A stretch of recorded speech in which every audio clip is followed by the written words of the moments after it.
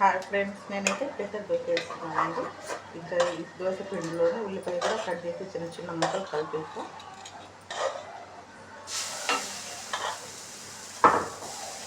बादशाह मुंह धोया ना धोल दा हो ने बिरो काम बोल रही मुझे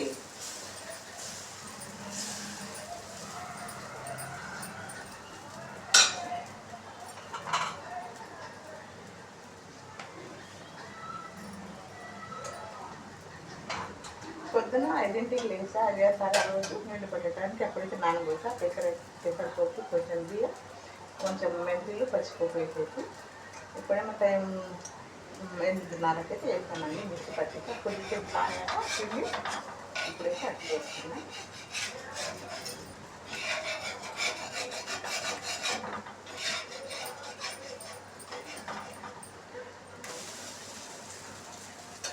పెసరట్టు మంచి బలం కూడా తెలిసింది కదా అందరికీ. మంచి పోషకాలు దొరుకుతాయి పెసరపప్పులు. ఇంకా అలా వేసేసి కొంచెం లైట్గా కారం పొడి జల్లేసి చాలా బాగుంటుంది అన్నమాట. अरे हो गया बाबू को एक दो का मीटिंग रहेगा तो कितने 4 बार हो दिखे 4 बार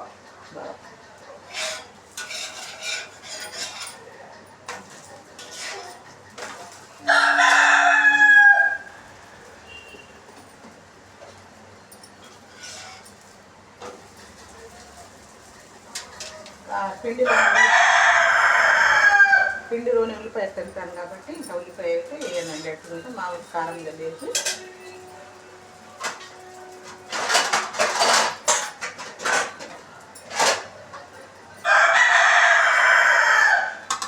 ఇదిగో మిక్సర్ చూడండి. పెసరట్టు కారం వేసిన పెసరట్టు చాలా అంటే చాలా బాగుంది.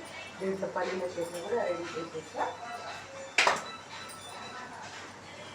నేను చట్నీ అయితే తాలింపు వేయనండి, ఎందుకంటే నూనెలోనే ఫ్రై అవుతాయి కాబట్టి చాలా బాగుంటుంది.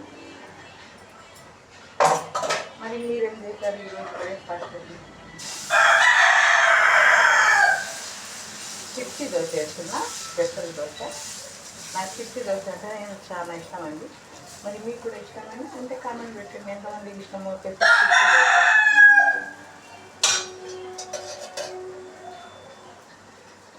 ఇంకా మరి 3-4 సంవత్సరాల పిల్లలకి అయితే దాని మీద నెయ్యి పోసేసి చేస్తే ఇంకా వాళ్ళు చాలా ఇష్టంగా ఉంటారు.